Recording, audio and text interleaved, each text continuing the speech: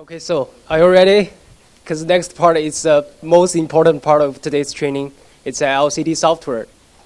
How to use this software and some basic features like screen configuration, brightness adjustment, and some advanced features like how to make two batches LEDs match together, and how to adjust the lights between the modules, between the panels, and also how to adjust the colors for the LED panels and the screens. So first of all, you can see this interface. This is when you run normal LCD software. The main interface should be like this. And the first thing you need to do on this software is logged in. So click user. There are three modes here. The first one is advanced mode. This is used for when you connected a device to your PC. You can just online to operate or configure the LED screens. And the second one is demonstration mode. Demonstration mode is to give you an option, give you a chance to practice how to use this software. Even there is no processors or controller by your side, you can just go to demonstration mode to practice this software, to say one function can do all this software. And the last one is a media player login. This mode is only used for our Taurus series card. It's a new generation media player, like TB3, TB6, and TB8. So, because I just connected a VX4S here, so I'm going to the advanced mode. The password is admin, A-D-M-I-N, and then click login. So there were two more options shows up here. The first one is screen configuration. This is the most important part. And second one is calibration. Calibration to improve your LED screen's image qualities.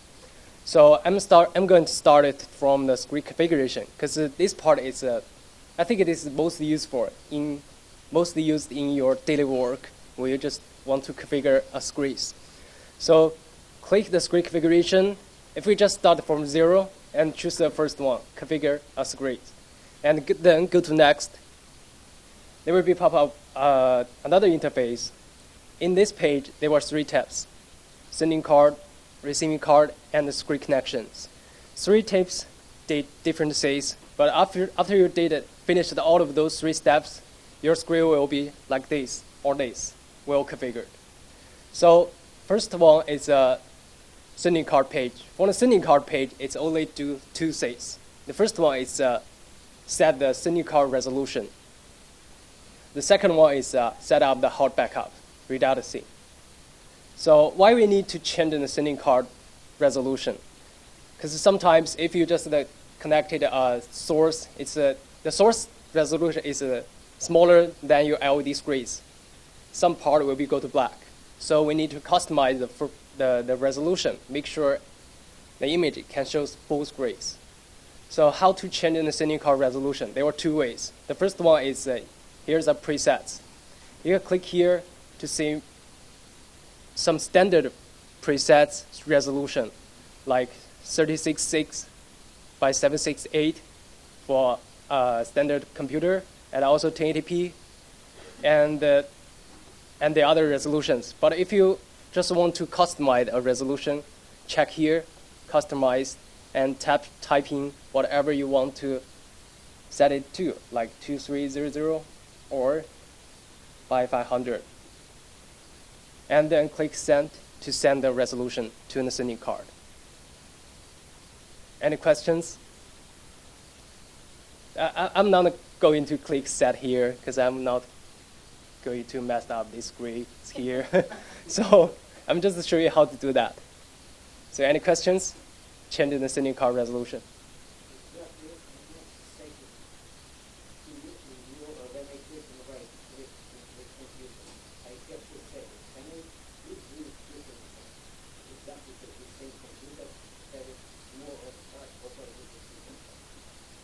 I'm sorry?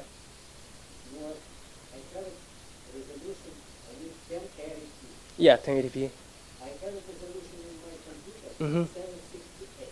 Yeah. Can I change this card resolution to 768 with 1080p? You will see 1080p It depends on your graphic card, but usually if you go to the extended mode, it can up to 1080p. You know what I'm saying? What? If it doesn't work, you don't have it black. Yeah, yes. If you set it to 1080p, it won't have black.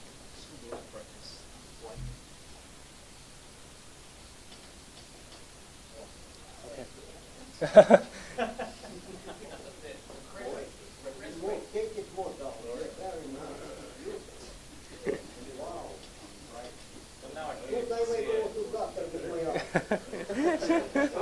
arm. I'm sorry. I'm sorry. Aren't you supposed to match the computer output with the sending card? Usually we need to set the sending card resolution similar with the graphic output resolution. But if your screen is bigger and you have a bigger video source input, you just need to make sure the sending card resolution similar with your video source resolution. Match. Yeah. Yeah. With your video source, not the control computer. Mm-hmm. Yes. Because you can say this one is go to grid out, but this one is still alive. So you can do anything you want. Yeah. Any other questions? Okay, if there's no questions, we move to the other say is when you finish. I'm sorry, I just have one. On the graphics output resolution, 1368 by 768, is that 1366 by 768? Does that number always stay the same, or will it change depending on your? It's dependent on the laptop, yes. So the other say is after you finish to set the sending card resolution, remember to click refresh to make sure you set it successfully. Sometimes maybe you need to set it twice to make sure everything is set it successfully. Any other questions?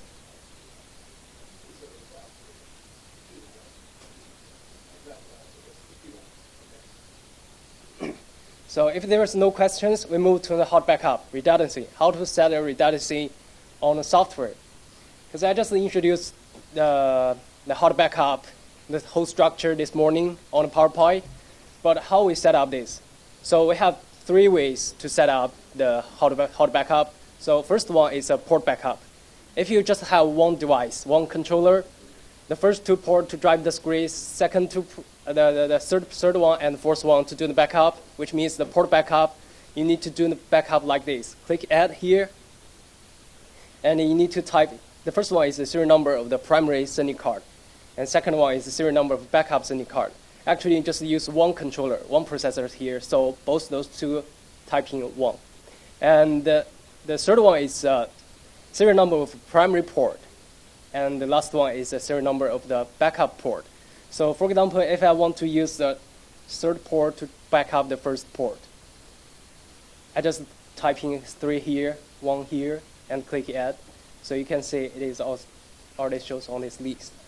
And also, if you want to set it to the fourth port to back up the second port, type in here, and do the backup like this. So it's already successfully to do the port backup.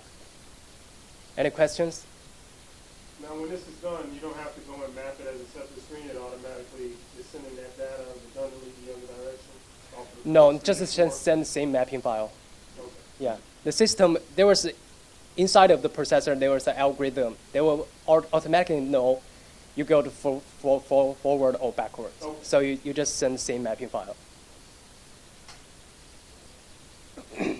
Sorry. So this is for the port backup. And the next one is a device backup. For the device backup, there were 2 different cases. If you cascaded those 2 controllers together, you have to do the backup same with the port backup. So, for example, you cascaded those 2 processors together, click add here, and change the backup serial number to 2, which means we use the second device to back up the first device. And the port, you can just type in whatever you want. You can use the first port, second device, first port to back up the first device, first port. Or you can use the second device, second port to back up the first device, first port. So this is flexible. You can do whatever you want. And then click end. Because I just connected one processor here. Now there was no second device. So it's just give you an exception here. Backup device does not exist. And for the second cases is if you do not cascade those two processors, because some of our controllers can do an Ethernet cable control. You just PCA connect to a router or switcher and then go individually to two processors. In this case, those two processors is not cascaded. So you can just connect to the first device and click here, check as primary. So which means you set the first device as a primary. And then choose the second device, check the second set as backup. So it is already set to the backup. It is pretty easy when you do not cascade those two processors together. Just check the box here. Any questions?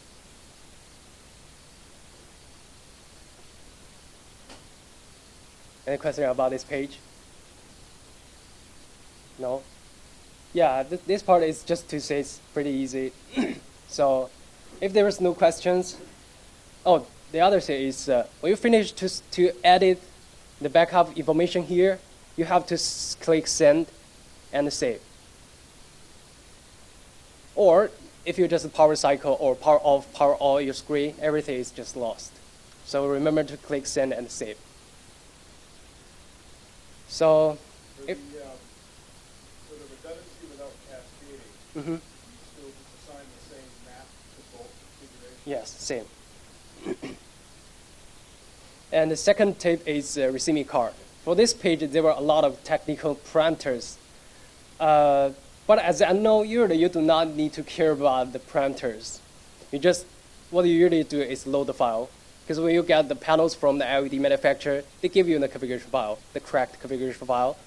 And you just need to load the file from the configuration file, from the LED manufacturer, and then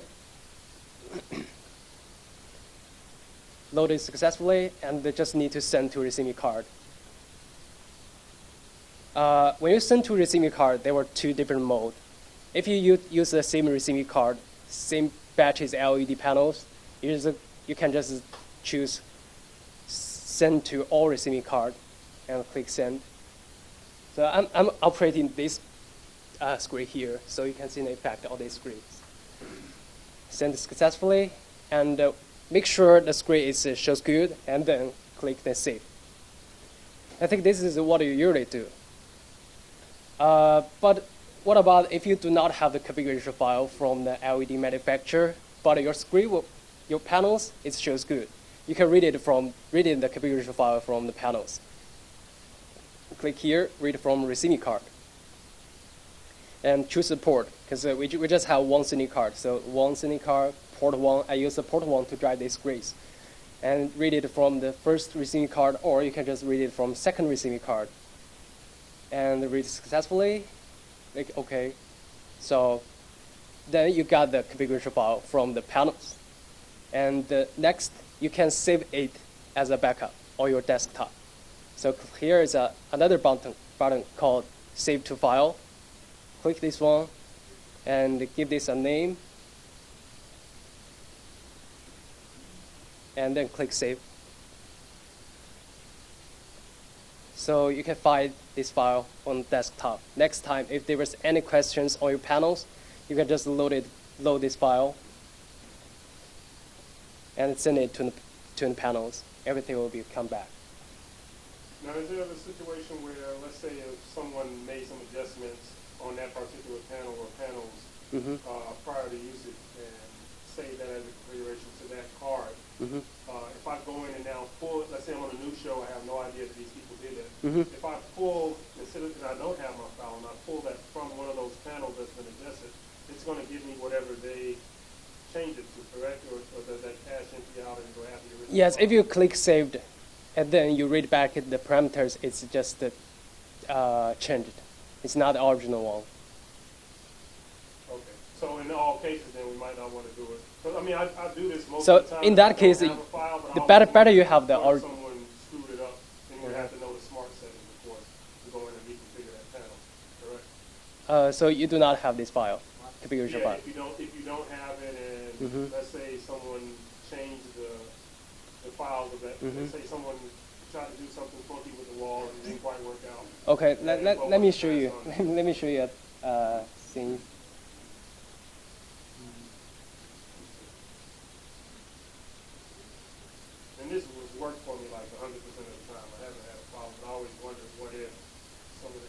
Mhm.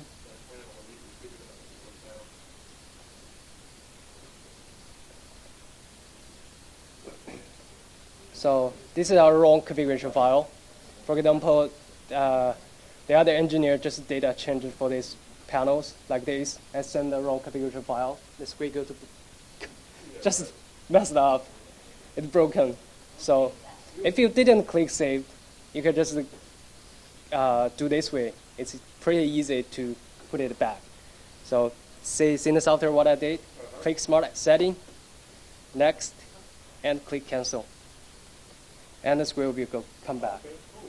So yeah, just click Smart Setting. So what I just did is like a virtual power cycle for the LED screens. You do not need to go back to the outlets to unplug and plug back. So you just did it on the software. Right. During the Smart Setting, click Smart Setting here, and go to Next, and then click Cancel. The base config file never changes. So even if somebody goes in and screws it up. That's what I was trying to ask. Right. The config file is solid. So once you map the wall, as long as you have one tile that's That's clean, right. then you just pull it off of that and you're done. Yeah. But this operation is only for if you do not click Save. But if you did click Save, it won't come back. So you have to load it again. Oh, I'm sorry. So for example, I'm going to show you sending a wrong configuration file. So messed up, and the engineer didn't send the LED screens. It's just click saved, and it's already saved to the panels. You cannot get it back. You have to use the configuration file, reload the configuration file to make it work again. So in this case, you can call an LED manufacturer to get the configuration file, or yeah, or you can save what you have. But now, yeah, that's what I'm getting at. So let's say that happens, and that's what I was trying to get to. Mm-hmm. In smart settings, can I manually go in and configure that without any file or anything? Yes, yes. So do you want me to show this? Yeah. This is yeah. okay. It's a long time. See for himself. That's what I came here to figure out. Okay, so I saved it. It's not come back. Even I read it back, or just did this says. Yeah, I did the same things, but there shows nothing. It cannot come back. So you have to go to the smart setting to create the configuration file for the LED panels. So before you do the smart setting, you have to know some module informations, which means you have to get the module specifications. So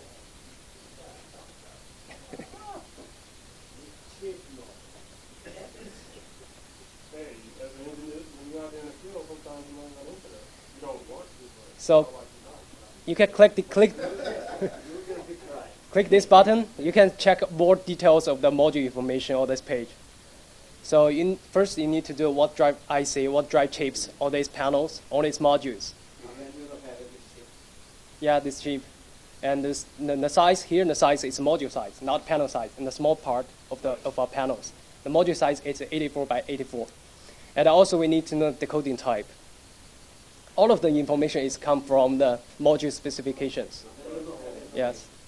So once you get those informations, actually chips, size, and decoding type, most important 3 parameters you need to know. And then close this one, and you also need to know what the data groups used all those panels. So how to check the data groups? You can ask from the LED manufacturer how many data groups you use all these panels, or you have the correct configuration file, and click more settings, and here's a symmetrical data group extension. And then you can see the output mode is symmetrical outputs, and the data group extension is 24 data groups. All of those information you can get from the module information. Module specification. If you do not have this specification, you can ask LED manufacturer. Let them give you those parameters. If you already checked all of the parameters here, and then you can start doing the smart setting. So the question is, when you're doing the smart setting, you have to make sure the screen shows pixel by pixel, which means you have to go back to the sending card. You have to send the sending card resolution, same with the graphic output resolution. But the question here is that screen only takes 1080p resolution, so I cannot change it. But I just show you the steps how to configure, how to create the configuration file for the panels. So Before smart settings, you need work with one panel. Well- Don't work with all panels, because you do all panels. All time when you do smart settings, because this gentleman talks to like do it, you must do it in one, first in one panel. Yeah, no, I understand it's just for one panel, yeah. And so I understand that, so it would be for that one panel, but then I could apply that No, to it's other cheap. panels. A little bit cheap, you know, fire. Because when you cheap driver, he cheap to work, you know, you the fire. All time, I don't know. just I mentioned, call an LED manufacturer to get those more information, okay? Yeah, But I believe you, I see a what you're couple saying. of years you will be called manufacturer, they told, sorry, this deal finished, this model finished, I don't know what you're talking about. Well, in China, I told you what happened in China, I do it with more smart settings, I do it. Give me chip, forget about it. Give me this, forget about it. How many clock you have? Forget it. Everything forget about it. Okay. In Vincent, the best in Vincent. You ask, they will say, you question, they will give you any answer. No, I understand what you're saying. Yeah, Beautiful. maybe you need to change another company name. Novastar will give us the answer. Yeah, we will give you answers. So when you call in, they're going to know the ship. If you have any question about the Novastar products, we give you answers. We give you support. Yeah. Bad, because it's 24 hours, you have any question. Okay, so we start smart setting. Click smart setting. Go to next. And we choose the drive chips here. You click here, select chip types.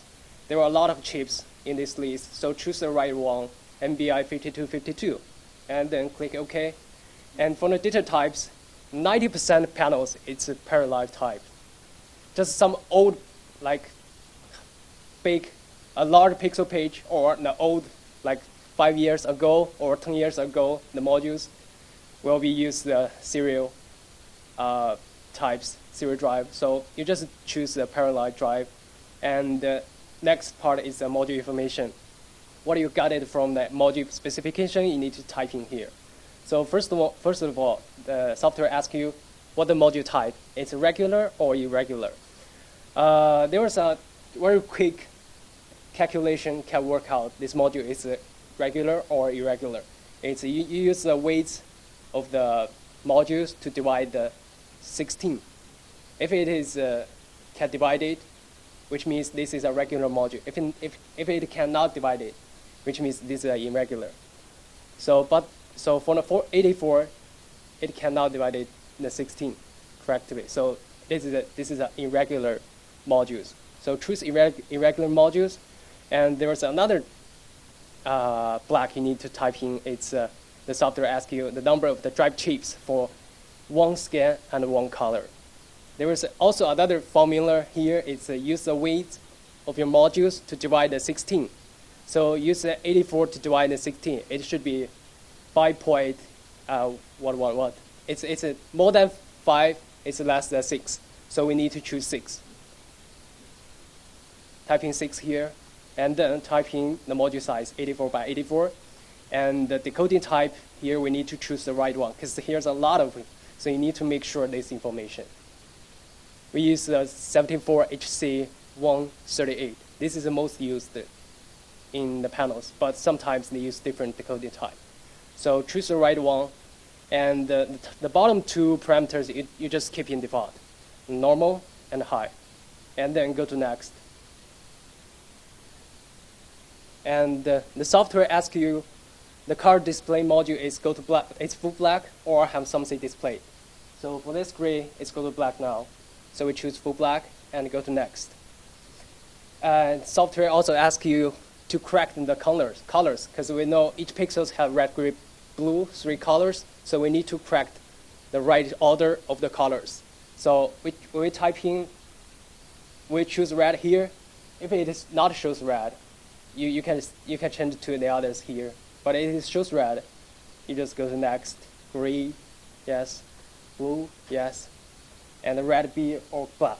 What means of the red B? Red B, which means, I'm not sure whether you met these panels. Each pixels have 4 LEDs, 2 red, and 1 gray, and 1 blue. So in this case, there was another red called red B, because this one we call red A. But if you just use 3 LEDs pixels and the modules, you just choose black, and then go to next. And then the software asks you how many rows lighting up, or each panels, or each modules. So you need to count those lights here, because this is not displayed pixel by pixel. So you can see some of the others shows up here. But what I did, just need to calculate those pixels here. So total it's 14. So we type in 14 here, and go to next. So the software automatically divided these modules to 5 data groups. This is the first one, second one, third one, fourth one, and the fifth one. This is one module, have 5 data groups. And make sure this is all correct, and then go to next. The software also asks you how many lights it's lighting up on your LED screens. You just need to focus on modules, not the whole screen. So it's just one light here. So we choose one here, and go to next. And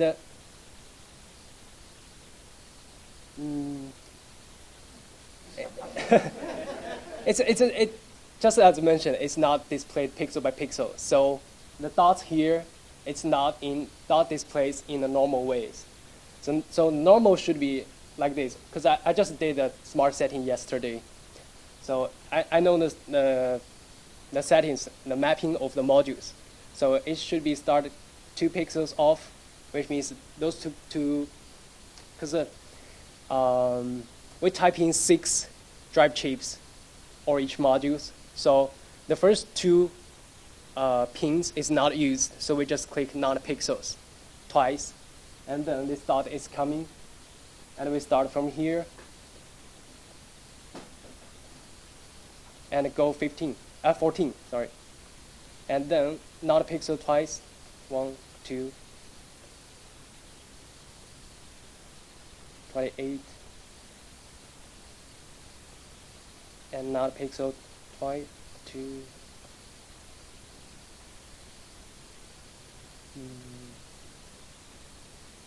42 should be.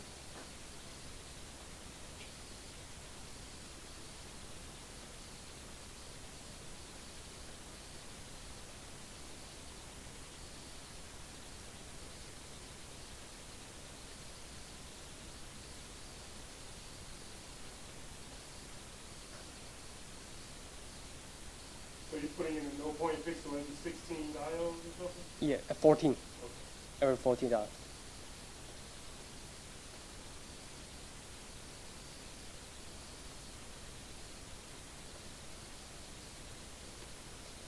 And for the vertically, you just click the, so you can see here, we start from A, you just put it, start from the B and all the way down to finish all the mappings for the modules.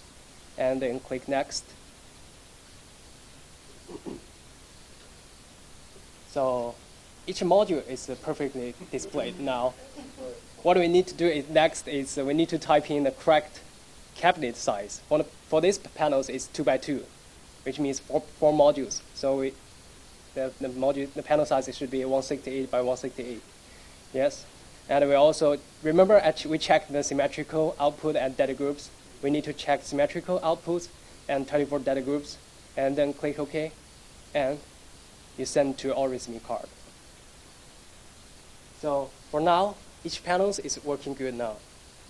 The next step is, if you want the whole screen shows one image, you go to the screen connection to send the mapping file, and everything is perfect. Oh, sorry, this is too bright. I'll change the brightness. Hold on a second.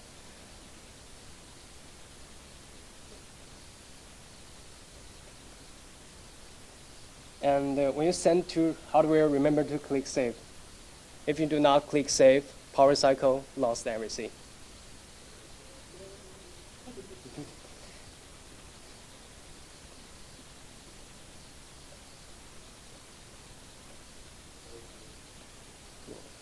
So is that good? Okay. So this is for the smart setting, how to create the configuration file for the panels, for the modules. So different panels, different modules have different way to do the smart setting, but you just need to know, we just follow the software indicates to do each steps. The software asks you what questions, you can just find the reasons on the LED screens. Any questions? I know this part should be very difficult, but you can try to do some practice. Yeah. Question. You can't get the right pixel size unless the clock refresh. The clock refresh is, when you finish to do the smart setting, you can adjust those parameters here to improve the refresh rate or grayscales. You can just, I'll give you more explain about those parameters. So first part is the module information. You need to get all of those informations, then you can do the smart setting to create the configuration file for the LED panels. And the second part is the cabinet information. Here have two different, the regular one and irregular. What depends, the regular or irregular? It depends on the LED manufacturer, how they design the LED panels. If they design this as a regular, you just choose regular and type in the panel size here. If you just if the LED manufacturer design irregular panels, you have to come here and do the mappings for the modules here. Because not here. You can save a module here, save a module file.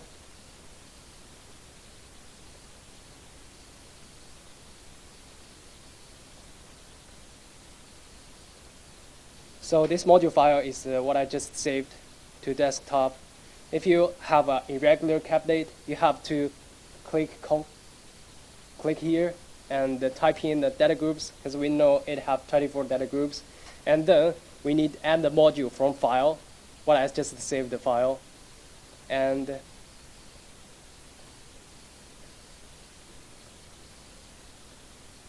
so you can see this is our panels. There were 5 data groups. 1, 2, 3, 4, 5, 6. Oh, sorry, it should be 6. 14 by 6. 14 by 6. It should be 6. It's 88, 84. 6 data groups here, and then you need to do 4 of these, because for this panel it's 2 by 2.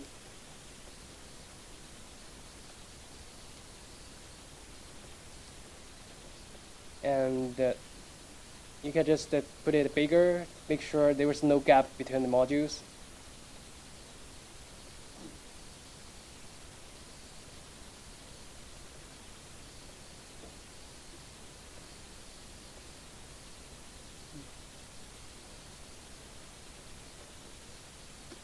So you can check the cabinet size here. It's 168 by 168. Make sure the cabinet size is correct, and then type in the data groups. The data groups is just the way we created 24 data groups here, and you can type in the data groups, choose whatever you. So we usually start from 1, and 1, double click, 2,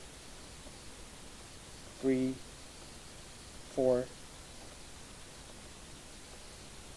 So this is already give the data groups for each modules. So you just start from 7, 8, and start here. It's 50 and 16, and type in all of the data groups you have here. Sometimes it's some of the data groups is didn't use, so you just keep those blank to create the irregular cabinet. It's difficult, right? Well, it definitely takes some practice. Okay. No, but it's good. It's good to know that it's possible, because I think it's a deeper level of engineering that you wouldn't necessarily go out in the field, but if you had, I don't know, the warehouse, QC, or things purposes, I think it's good to know. Yeah, but if you have any question about the create the irregular cabinet, you can call us, the Novastar. We have 24/7 surveys. You can call the numbers. Go to our website. There is a number, so you can call them to teach you guys about how to create this. So for this panel, it's a regular panel. So we just choose regular and type in the pixels, write pixels, and the third part is performance settings. This part is used for to increase the image quality of your LED screens. Because for now, the refresh rate is just 20 hertz. It's not very high. Because for I think the standard parameters here should be 90/20 or 38/40. So there was two ways to improve the refresh rate. The first one is here's our refresh rate times.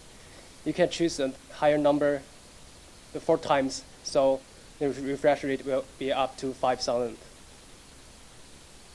Is that supposed to be only a portion of this side? Yes. Yes. I just use a splitter here and one to here and the other to here. So to show the same things. Yeah. And the other option to improve the refresh rate is to change the G clock frequency. Now, what does that? I mean, what will it affect visually? Like, what will we notice changing the refresh rate? Okay. The refresh rate and changing the clock. So. Outside of what the manufacturer. So now I set the refresh rate to 480. So it's very low refresh rate, and I can send to the screens. You can see the effect.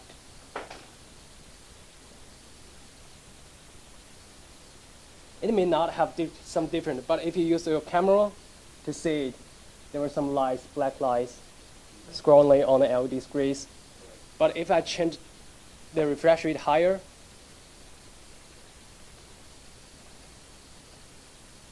like 5,000,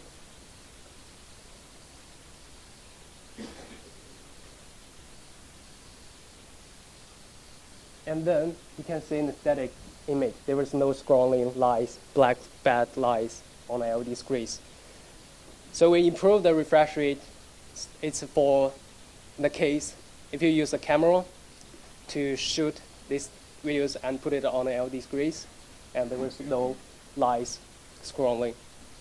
Now, Is there a disadvantage for running high refresh rate all the time? Yeah, because when I change it to the maximum G clock, the refresh rate go to what that's me.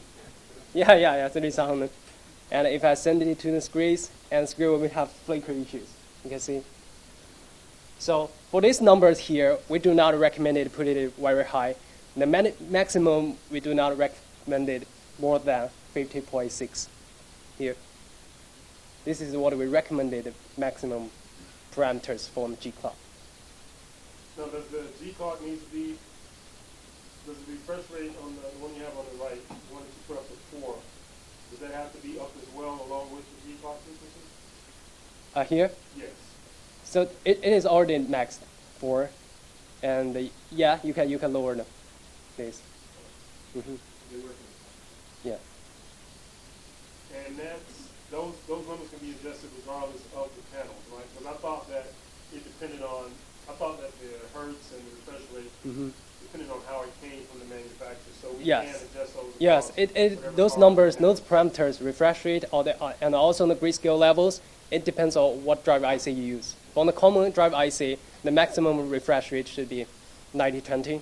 But for the PWM IC, it can go higher, 3840 or 5000.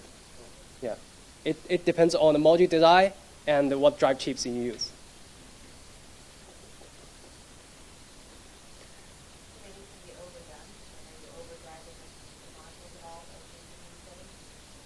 I'm sorry?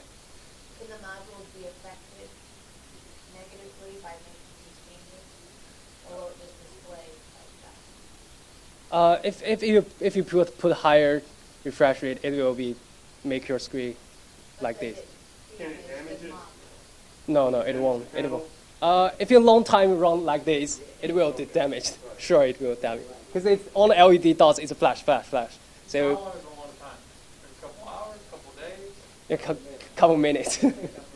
Yeah, so if you have this question, you just come back. It's like learning. In a couple of minutes. Very fast. So you can finish the whole thing in 2 Very minutes. fast. 3 or 4 minutes, and you will be quicker. You have it done. Should there be some sort of fail-safe? Yeah, some LED dots will be go dead. Make sure you have accidental coverage. I know I'm going to get a phone call. Okay, the last parameters, it's very important parameters in this page, it's a data phase. The data phase is used to solve the problems. Sometimes if you have some flash dot or flicker lights or your LED screens, you can try to adjust these parameters, go down or higher to see the effect on LED screens. I'm sorry, what did that affect again if we see what on the screen? Flashing or flash dot, white dot, yeah, or the color dot on the LED screens, you can try to adjust these parameters. And the other parameters, it's mostly used for the factory, so you do not need to care about the others. Just need to know how to adjust the refresh rate and grayscale. For the PWIC, most of PWIC, those two is go to grayed out. You have to adjust the other parameters to improve those two parameters. So usually we can adjust the G clock. G clock, this is the biggest factor for those two parameters. What's like an average? So 15.6 is the max, what's the average? Average is not more than 10. Yeah, it's like 8.9 or 9.6.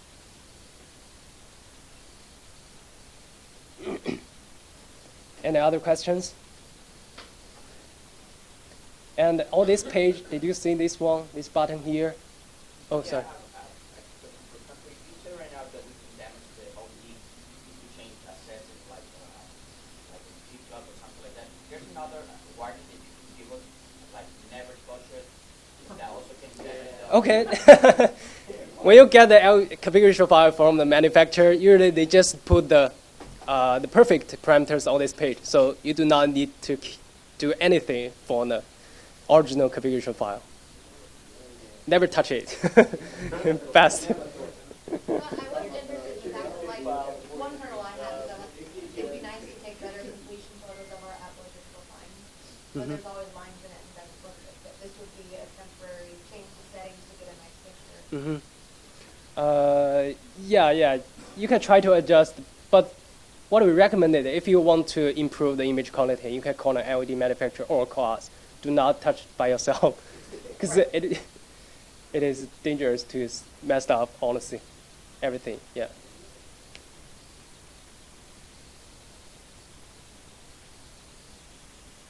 Any other questions?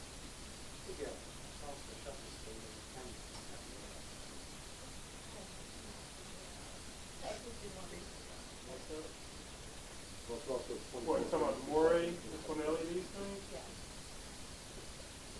Your distance would definitely feel from the camera standpoint. Yeah, and also, You're never going to really get rid of it because there's constant information in your chips.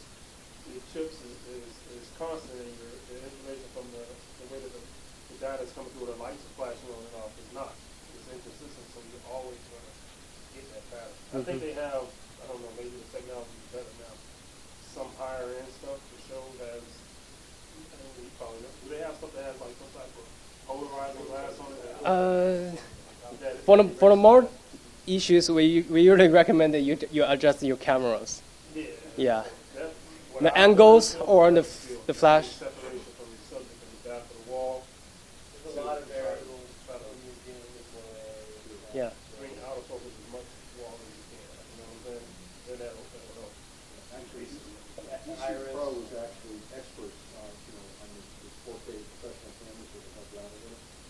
But also, if you're taking a picture of a TV monitor, okay, that's where your frame syncs, 24 frames per second, whether it's, a TV, thing you're seeing, or like the boom, the moon landing, something like that, or a movie. Those all have different frame rates. So you can actually factor that in. And it's really sophisticated software on the cameras to make sure that frame rate is. That's a whole other visual. By the way, folks, if I may suggest this, Julio right now is in the back. We're videotaping this entire thing. It's going to be put on YouTube exclusively for your use in segments, okay? So we'll figure out how to do that so that you can actually go to individual pieces and go in to try to review it, for certain things. So that is something that we're going to have specifically for you guys on YouTube. It should be ready in a few days.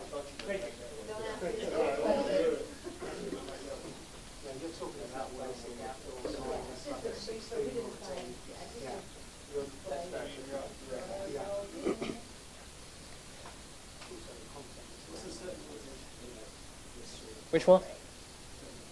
This one. This is what I'm going to mention next part is set rotation. This button is used for our Armor series card.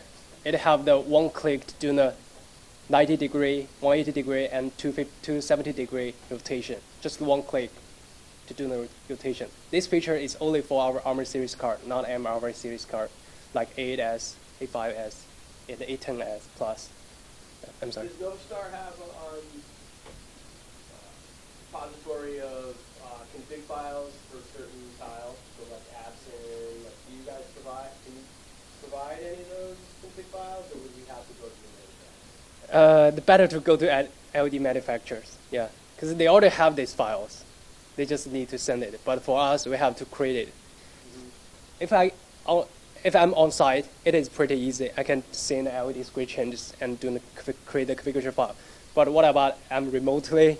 It's hard to send and how to do the create that. So better. You guys got to get like Mountain, man. They got all the files. Yeah, I mean, typically before I've done a show, I try to get the config files before I go to the show. So it's not stuff and have to create a config file.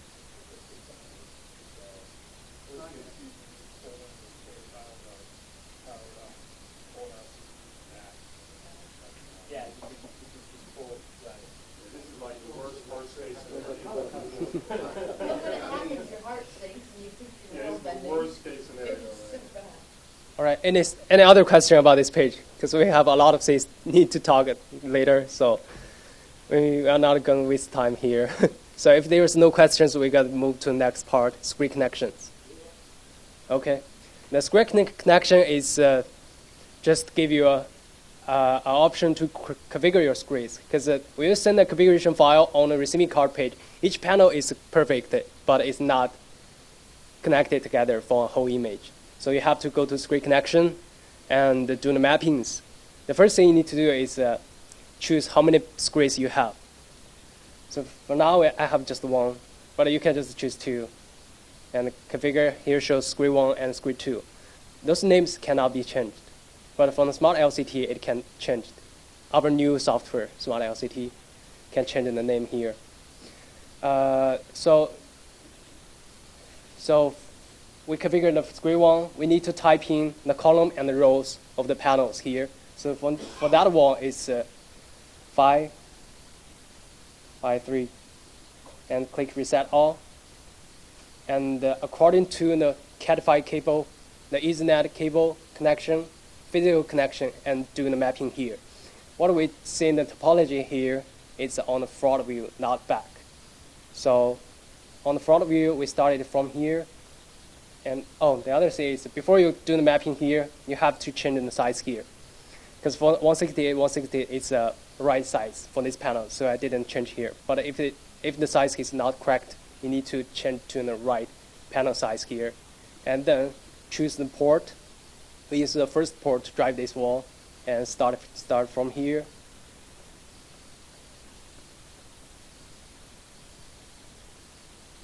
And then send to hardware. And there's an exception called, because I created 2 screens here, I only configured 1. So there was an exception when you send it. So we configure these 2.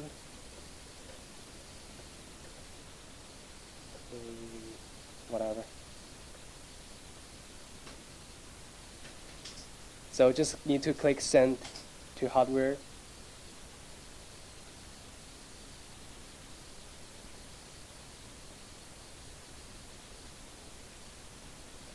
and click Save.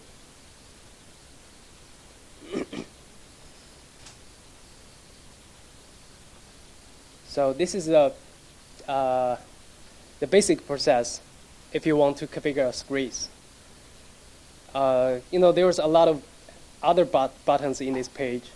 So for the quick connection, I'm not sure whether you used this function before. Actually, this is a really, really good features on this software. I can reset all here and choose the correct data flow here and just drag, and everything is configured well. Quick connection. And also here's a button, here's a choice called hidden mapping lines. So if you want to see more details on each panels, you can hide those lines and see more details. And here's a zoom in and zoom out. You can zoom in it and see more details. So the panel size, receiving card number, and port number, and sending card number. All of the information will be shows up here. And also sometimes if you want to set up irregular screens, for example, those three panels it's just set as black. It's not have the real panel set it up. So you can just click here, and here's a button called Set as Black. So it's just set as black.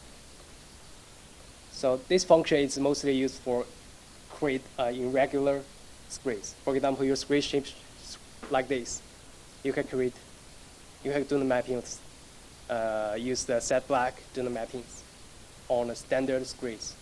Or you can go to the complex screens. Complex screen is it's mainly used to create or to configure the irregular screens. You just need to type in the start X, start Y. It's a coordination of each panels, and then type in the panel size here, and choose the port, and choose the receiving card numbers, and everything will be configured well. So this is about the screen connection page. 2 ways to do the mapping. What we usually use is standard, because most of the screen is just a rectangle standard screens. But sometimes if you have the irregular screen, you can do the mappings here. Calculate each panel's coordination, and then type in here, and everything should be like this. Any questions? And also, here's 2 buttons. Have you ever used those 2? No? The first one is detect communication status. Here, those 2 is give you you can just click those 2 to get some information. Like if there is some receiving card broken, you can click.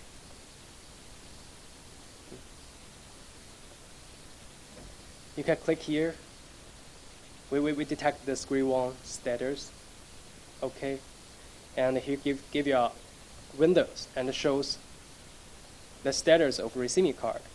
If the color is green, which means everything is working in normal, but if some lines is go to red, which means the receiving card is broken, or there was have some hardware connection issue like Cat5 cable issues. So it give you some option to do the troubleshooting. And the next one is read the number of receiving card. Click here, and you can see how many panels driven by each port. So for this processor, total I have 4 ports, and I'm just use the first port to drive 50 panels here. So just give you some options to know more details about your LED screens. Is it possible to find more breaking down your panel into modules? Like say you have 4 modules per panel. Mm-hmm. Is there a way to see if there's any failures in modules or LEDs? No, here is also only for the receiving card. Yeah, the panels. Any other questions? Can I ask you, anything screen area, anything is this? This one is for our old control system. So for our new generation system, This function isn't. It's a we never use this function on the software. Yeah. And the other says all this page is coordinate here. Here it's give you a way to set up the offset. So for example, here this grid it shows my laptop top left corner.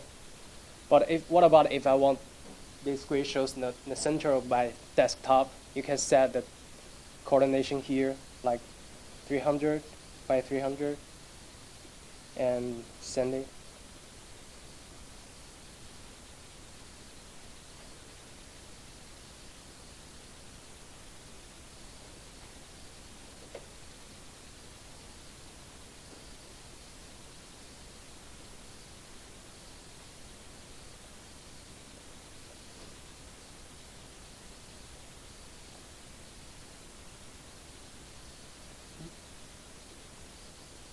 So it's moved. It's not shows in top left corner. It shows center of my desktop. So this is give you a way to do an offset. Here's a coordination. You can type in start X, start Y. Any other questions? Yeah, for instance, if you're not using the regular panels and you're just using the module itself, how would you configure that? So you mean different size panels? Okay, so I'm gonna create another one to show you. For example, you have a 128 by 128 panels and a 168 by 168, 2 panels. So this one is 128 by 128. This one is 168 by 168. So you can do the mapping like this. Choose the port here, start from here, and then go to next, and right click, and this one will be go to black, and type in right panel size here. And those two different size panels, but you can configure it together. Yeah. So this one, first one is 128 by 128. Second one is 168 by 168. I'm hiding this one so you can see the details.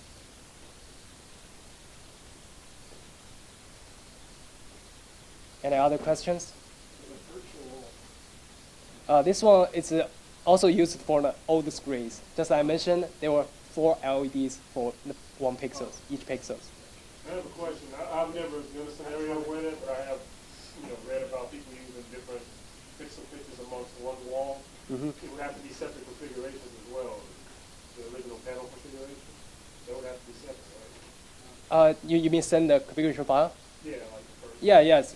What I mentioned, sorry, I didn't mention these features. So if you use the exactly same receiving card, same panels, you can send it to all when you send the configuration file. But if you use different panels, you have to send it separately to send it. So here's a way to separate it, send. Click this one, and here's a select by topology. So I can put it big. For example, the first row have different size. So we just select the first row here and send, which means we just send this file to the first row panels. Yeah. And load the other file and choose the other 2 rows and send. So send the configuration file to separate receiving card. We have that set, and I'll show you the first cabinet, Mm-hmm. 6 cabinets in a row, first cabinet, 0.9, Mhm. 1.3, 1.5, which Oh, okay. So you can use this one. to show customers the Mm-hmm. difference. So as one, do you notice a difference between, like, when you have that That's a panel? picture.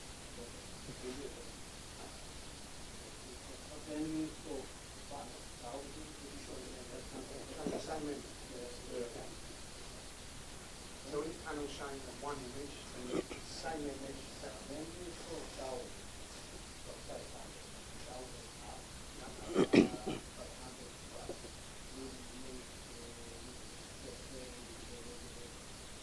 well, the cabinet's all the same size. The only difference in is the pixel pitch.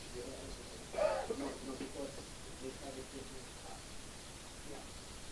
You set up each one as you set each panel you set. Send the same picture to the same panel. And so it's more time consuming to set up. But it's possible. But yeah. So any other questions about the screen configuration? 3 tapes. What about backup? Backup? So you create 2 screens, and the second screen is your backup map, and the first screen is your primary map Yes. for the same wall. Yes, just send the same mapping file.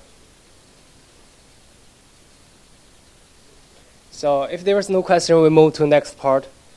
It's because if we already did sending card configuration, receiving card configuration, and the screen connection, your screen should be like this. Everything is perfect and just shows one whole image. Now it just shows by panels. So next step is to do some control for the LED screens.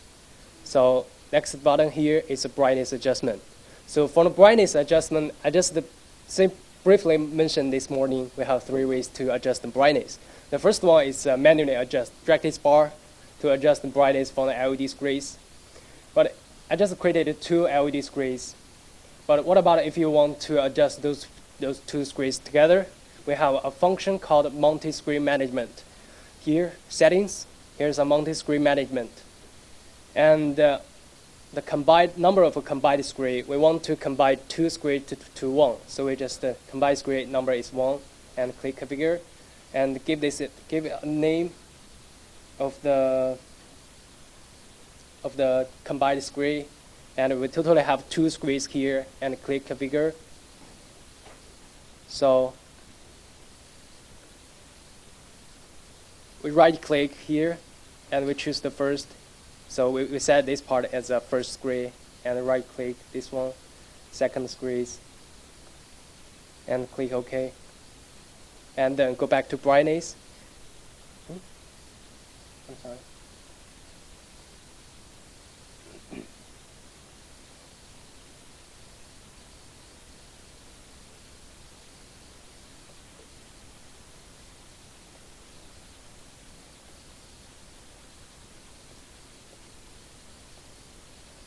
The position here is doesn't matter. You can put it whatever you want. And then click OK. And go back to brightness. Here just a combined screen. So you can adjust 2 screens brightness together. And if you want to adjust the brightness, here's 2 modes. We just added recently the grayscale mode and the contrast mode. The different mode is used for different application. For example, if you just want to play some dark pictures like black, blue, or white pictures, we recommend that you choose a grayscale adjustment. When you adjust the brightness, it will lose a lot of grayscale. But if you want to play some colorful pictures, like the fruits pictures or some color pictures, you can choose contrast. It will be, if you choose this one, we adjust the brightness, it will be keep the contrast, won't lose much about the contrast. So different mode use different applications, just up to you per projects. You only get this menu It doesn't matter. This function is, we'll just adjust 1 or 2 or 3. It always shows here. You can choose. Oh, okay. This is the software adjusting brightness. And manual way to adjust brightness, choose different mode. And where did you go to combine the 2? Which menu is that in? Go to settings, multi-screen management.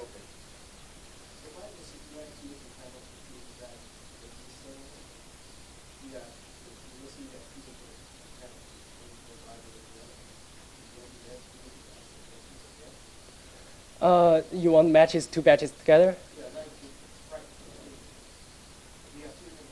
Mm-hmm.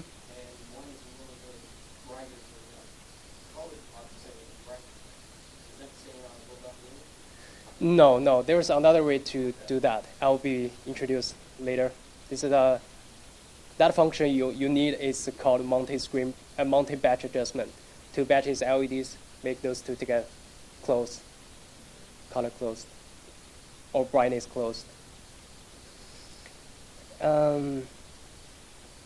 So this is the first way to adjust the brightness, manually adjust the brightness. And the second way is auto adjustment. For an auto adjustment, there were 2 ways to adjust. Click wizard setting here. There was 2 options here. The advanced adjustment. For the advanced adjustment, it's just the time schedule adjustment. You give this a time, and the brightness will be automatically adjust at this time. It will be gradually adjust, won't just pop up very high. And the second one is adjust by light sensor. If you connected the light sensor to your system, and the light sensor will be detect the environment brightness and then send the data back to the sending card, and the sending card will be give the orders to the screens, changing the brightness automatically. So about the settings, I'm just briefly show you here. For the time schedule, we choose advanced adjustment, go to next, and here's the add. Click add, give this a time here, for example, 40 with 2 o'clock p.m. and the screen will be go to 100% brightness. So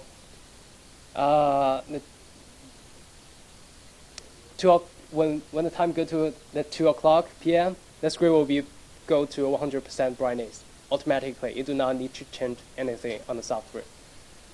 So this is how to add the time schedule adjustment. You can add it more, whatever you want.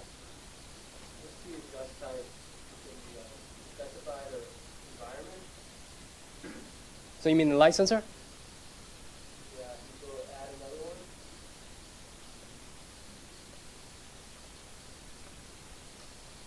So this page, when you choose the light adjusted by light sensor, there will be pop up another window. This window is used to configure the light sensor.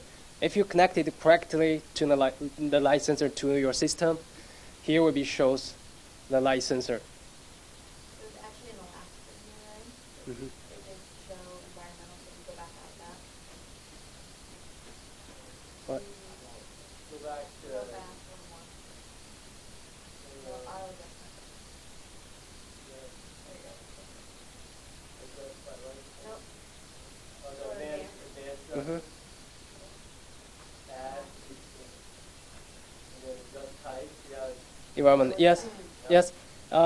Here is to give you a way to add the schedule for the light sensor. But what I mentioned next page is used to configure the light sensor. Yeah.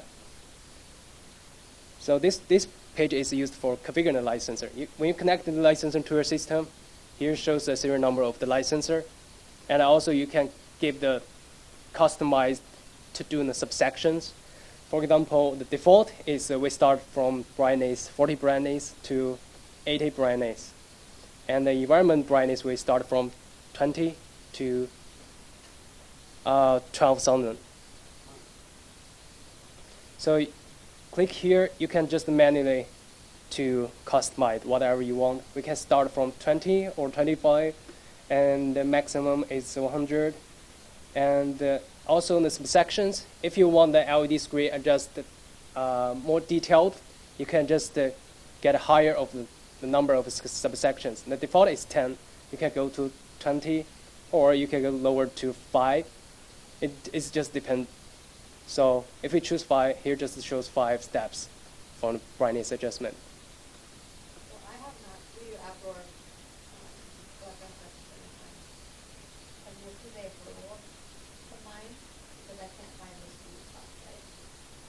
As far as what lux should be, what brightness, for peak times of the day, because how it defaults is 40% at 20 lux. Mhm. Well, 40% at night, when it's really dark, is really bright. So you can just customize the brightness. You can just customize to 0, which means when 20 environment brightness, and the screen will be go to black. Right, and I figured that, and then you add the different levels, but, like, what is 20 lux? What are the best parameters to have as far as? What we have here, default parameters here, it's the best. We already did a lot of tests in our factory. This is the best. You just use the automatic ways to set up this. Just give the maximum or minimum brightness, and then click OK. This schedule here, it's the best way to set up. So that's to do it manually. But if you have a light sensor, Mm-hmm. what things are the So this is for configuring the light sensor. when you install the light sensor, you have to do this. But once you did that configuration, you do not need to do it again.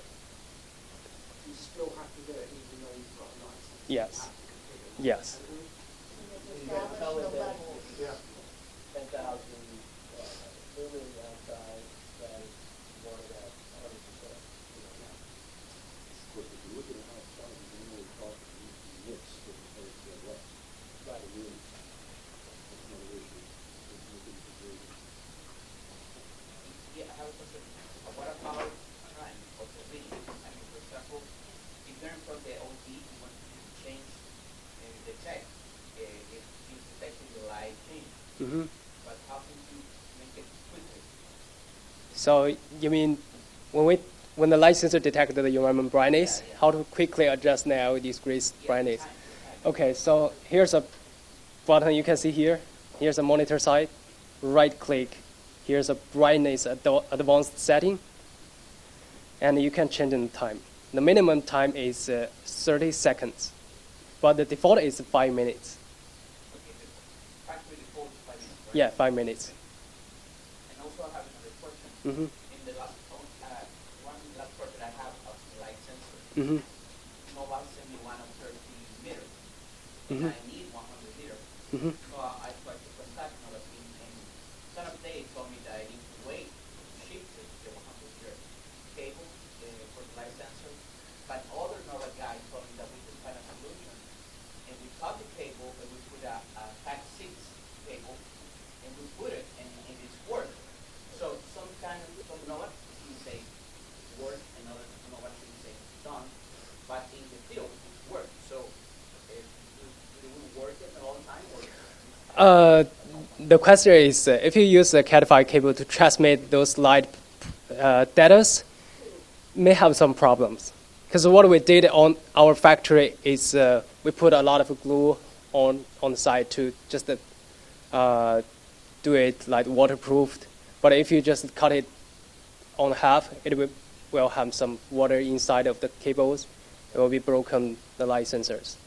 So we do not recommend it. You use like this way.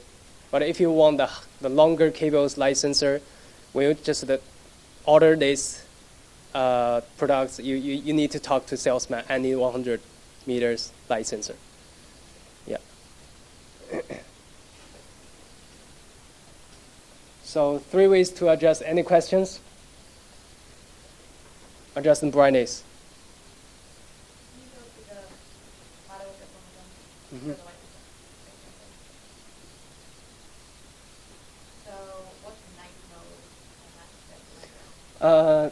The night mode is sometimes if your light sensor got broken and the screen brightness won't adjust automatically, and then you can just open this night mode and set a night mode brightness. For example, add it here. So you can type in the time, start from 6 p.m. to next morning 7 a.m. During this time, the brightness will be automatically stay in 30%, even though your brightness sensor won't work. Yeah. So during the day, it would leave the automatic level that's just accordingly, but at night, that would override. Mhm. some of it. Yes.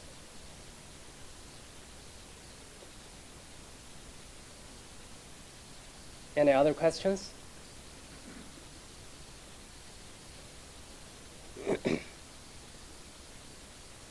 If there is no question, you can see here is a small arrow here called Advanced Settings. So in brightness adjustment page, you can also adjust the gamma. The default gamma for our system is 2.8. We usually keep the gamma value at 2.8.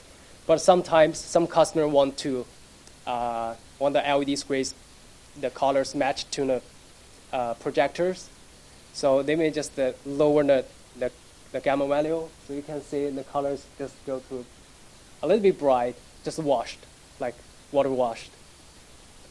But if I change it back to 2.8, you can see the colors become more sharp. So this is what the gamma value adjustment used for. But for some specific drive IC, the gamma value cannot be changed. Like IC 2053, this driver IC cannot adjust the gamma value because the driver IC manufacturer is already locked the specific gamma value inside of their chips. So we cannot adjust on software. But most of the driver IC can support to adjust this. Does that affect the LEDs themselves over time? No, it won't. No. So this is for the gamma value. And you can also adjust the color temperature. So some of the customer may need their LED screens shows a little bit warmer. You just put it a little bit down so it shows a little warmer. Or go to higher, it just shows cooler. But the default value here is 6500. Manually to adjust the color temperature. And also you can adjust the color space. Because some of the customers may ask, because there were a lot of standard color space like Rec 709 or some others, so they need exactly that color space. So you can just click here, and then they pop up these windows. You need to use a clarimeter to test the parameters of your LED screens, and then type into an original color space. You grab the original color space using the clarimeter, and then type in what you want to change it to, which means the target color space here, and then save it to as a customized, because you can just customize a color space here. We call it Rec 709. It's a color space, standard color space, and then we change the numbers here, and click send and save. You can import rec though? Can you import a LUT? No. You can't. So if you already have a LUT file, you can't import it. You have to manually put it in. Yeah, you have to manually. Because it says import up there, import export. Oh, you mean here? Yeah, so you can't go pick a LUT. Import the LUT.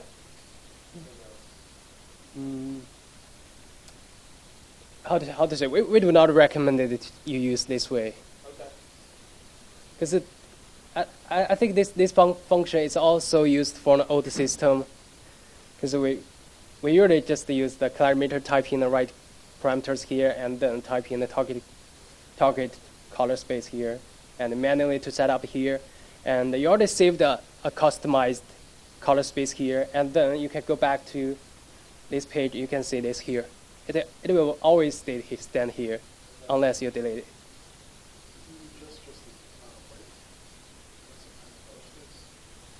Adjust white.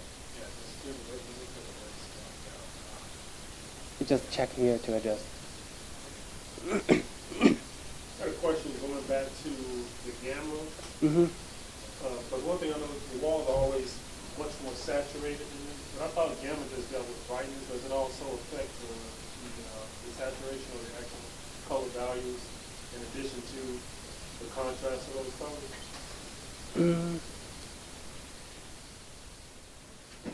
Yeah, it will be affecting the saturation when you adjust the gamma value. So, sorry, I didn't get your question. Can you say it again? The gamma, I thought it just affected the brightness, like how dark or bright the image is. But I know I'm asking, will that affect the saturation? Yeah, it will affect it. So you can see. You mentioned matching it to a projection. I think the projection is usually like 0.8 or something like that. I might be off, but. Yeah, you can see the effect here. I put it to the maximum 4. Oh, sorry, this is on the color temperature.